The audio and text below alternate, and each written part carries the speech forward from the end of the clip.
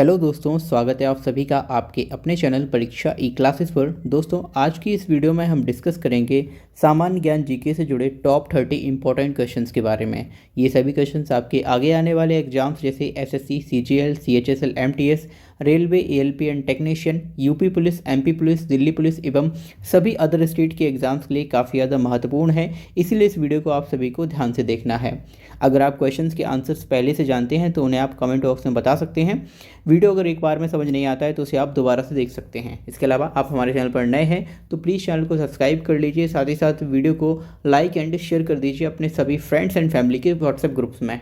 चलिए डिस्कस करते हैं आज के टॉप 30 क्वेश्चंस को।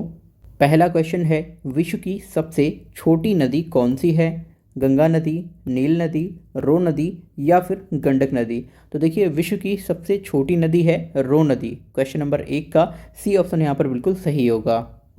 अगला प्रश्न है, निम्नलिखित में से सबसे प्राचीन वाद्य यंत्र कौन सा है? सितार, तबला, सरोद या फिर बीणा?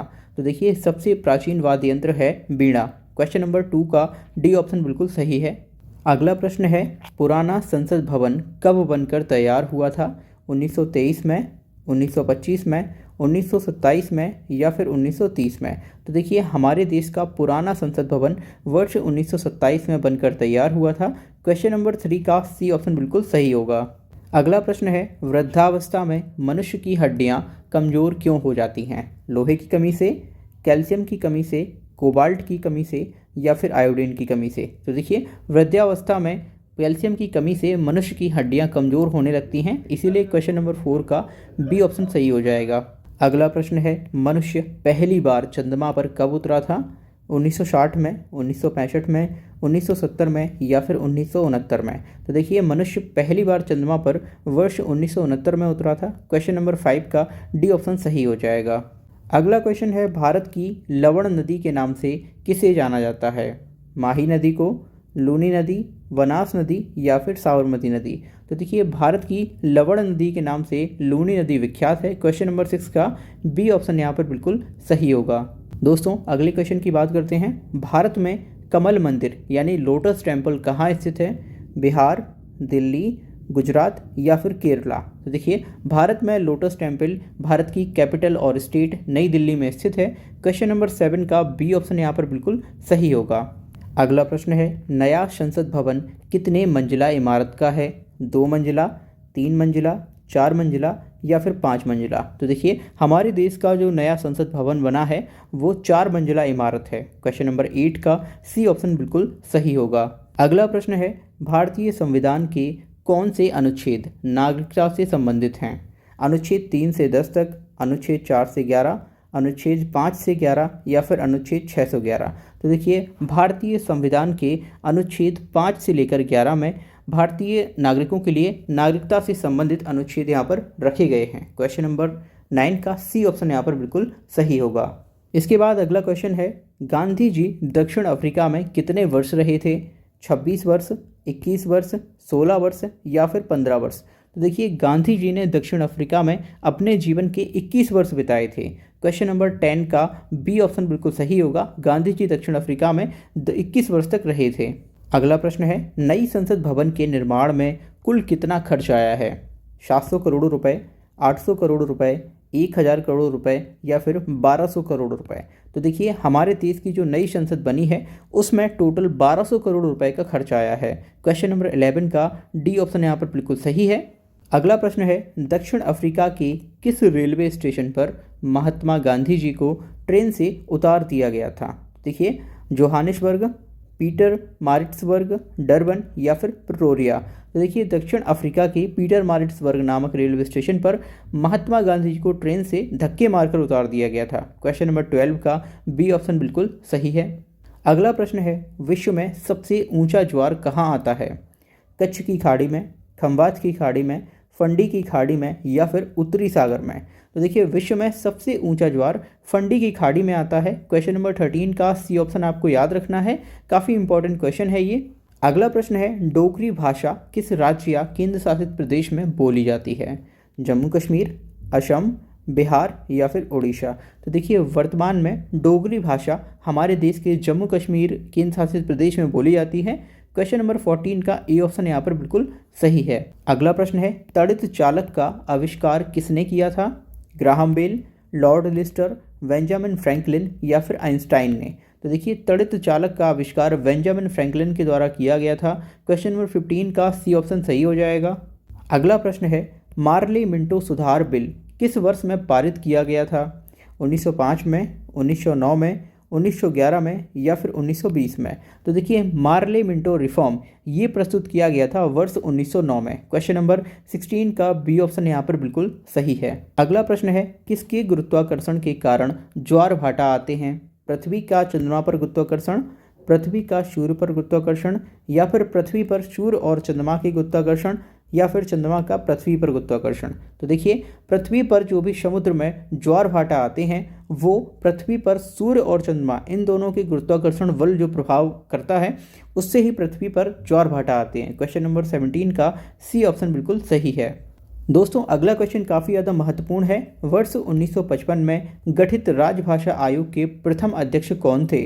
बीजी खेर, बी कृष्णा, जी मीरचंदानी या फिर इकबाल नारायण? तो देखिए, 1955 में जो राजभाषा आयोग गठित किया गया था उसके प्रथम अध्यक्ष थे बीजी खेर। क्वेश्चन नंबर 18 का ए ऑप्शन सही है। ये क्वेश्चन काफ़ी ज़्यादा महत्वपूर्ण है, कई सारे एग्जाम्स में ये रिपीटेडली पूछा गया है, इसीलिए क्वेश्चन को आप लोग ध्यान रखेंगे।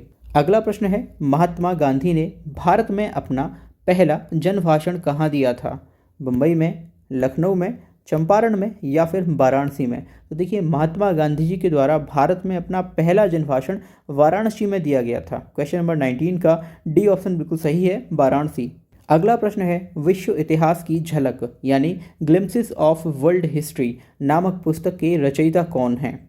जवाहरलाल नेहरू, महात्मा गांधी, लियो टॉलस्टॉय या फिर इनमें से कोई नहीं? तो देखिए, विश्व इतिहास की झलक यानी ग्लिम्पसेस ऑफ वर्ल्ड हिस्ट्री पुस्तक के रचयिता हैं पंडित जवाहरलाल नेहरू। क्वेश्चन नंबर 20 का ए ऑप्शन बिल्कुल सही हो जाएगा। देखिए, बुक्स से संबंधित क्वेश्चन काफ़ी ज़्यादा महत्वपूर्ण होते हैं और ये महत्वपूर्ण तब और हो जाते हैं जब किसी विशेष शख्सियत ने इनको लिखा हो। तो इस पुस्तक के रचयिता हैं पंडित जवाहरलाल नेहरू। क्वेश्चन काफ़ी ज़्यादा इंपॉर्टेंट है, इसे आप सभी को याद रखना है।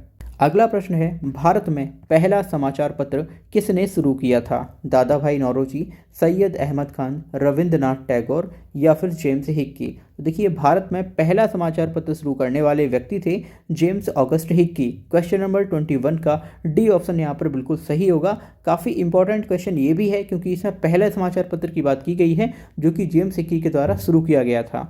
अगला प्रश्न है, बर्फ पर ताप बढ़ने से उसका गलनांक पर क्या प्रभाव पड़ता है? घट जाएगा, बढ़ जाएगा, अपरिवर्तित रहेगा या फिर शून्य हो जाएगा?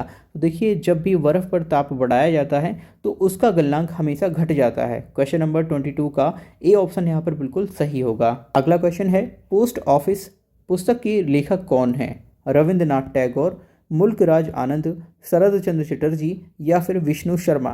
तो देखिए, पोस्ट ऑफिस पुस्तक के जो लेखक हैं वो हैं रविंद्रनाथ टैगोर। क्वेश्चन नंबर 23 का ए ऑप्शन बिल्कुल सही होगा। इस क्वेश्चन को आपको याद रखना है। अगला प्रश्न है, किस वर्ष उड़ीसा बिहार से अलग हुआ था? 1930 में, 1933 में, 1936 में या फिर 1937 में? तो देखिए, वर्ष 1936 में उड़ीसा बिहार से अलग हुआ था। क्वेश्चन नंबर 24 का सी ऑप्शन यहाँ पर बिल्कुल सही होगा। अगला प्रश्न है, अमेरिका में फ्री हिंदुस्तान अखबार किसने शुरू किया था? रामनाथ पुरी, जीडी कुमार, लाला हरदयाल या फिर तारकनाथ दास? तो देखिए, अमेरिका में फ्री हिंदुस्तान अखबार तारकनाथ दास के द्वारा शुरू किया गया था। क्वेश्चन नंबर 25 का डी ऑप्शन सही है। दोनों ही प्रश्न काफ़ी महत्वपूर्ण है। भारत में समाचार पत्र पहला किसने शुरू किया था? तो उसमें है जेम्स ऑगस्ट हिक्की, और यहाँ पर अमेरिका में फ्री हिंदुस्तान अखबार शुरू किया था तारकनाथ दास ने। अगला क्वेश्चन है, स्वतंत्र भारत का अंतिम गवर्नर जनरल कौन था? सी राजगोपालाचारी, राजेंद्र प्रसाद, लॉर्ड माउंटबेटन या फिर लॉर्ड कैनिंग? तो देखिए, स्वतंत्र भारत के अंतिम गवर्नर जनरल थे सी राजगोपालाचारी। अगर आपसे पूछा जाए स्वतंत्र भारत के प्रथम और अंतिम भारतीय गवर्नर जनरल कौन थे, तब भी आपका आंसर यही होगा, सी राजगोपालाचारी। अगला प्रश्न है, किस वर्ष राष्ट्रीय गीत वंदे मातरम पहली बार गाया गया था? 1896 में, 1905 में, 1930 में या फिर 1947 में? तो देखिए, 1896 में पहली बार हमारा जो राष्ट्रीय गीत है वंदे मातरम ये गाया गया था। क्वेश्चन नंबर 27 का ए ऑप्शन बिल्कुल सही है। अगला प्रश्न है, विश्व के कोयले भंडार का 50% किसके पास है? अमेरिका, रूस, चीन या फिर उपरोक्त सभी? तो देखिए, विश्व में जितना भी कोयला भंडार है उसका 50% भाग अमेरिका, रूस और चाइना, इन तीनों के पास है। क्वेश्चन नंबर 28 का डी ऑप्शन सही हो जाएगा, उपरोक्त सभी।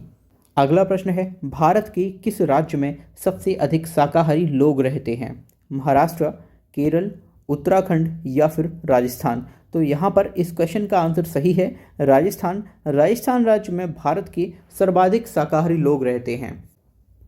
दोस्तों, आज की वीडियो का अंतिम क्वेश्चन है, भारत का सबसे बड़ा चिड़ियाघर कहाँ स्थित है? बेंगलुरु में, चेन्नई में, कोलकाता में या फिर नई दिल्ली में? दोस्तों, इस क्वेश्चन का आंसर आप सभी को कमेंट बॉक्स में देना है। काफ़ी महत्वपूर्ण 30 इंपॉर्टेंट क्वेश्चंस का डिस्कशन हमने इस वीडियो में किया है। ये सभी क्वेश्चंस काफ़ी ज़्यादा महत्वपूर्ण हैं। अगर आप चाहें तो एक बार और इसे देख सकते हैं। इसके अलावा अपने दोस्त और फैमिली के साथ व्हाट्सएप एंड अदर ग्रुप्स में इसे शेयर भी कर सकते हैं। आई होप आपको ये वीडियो समझ आया होगा। मिलते हैं हम अगली वीडियो में। Thank you for watching this video. इसी तरह अपना सपोर्ट बनाए रखिए।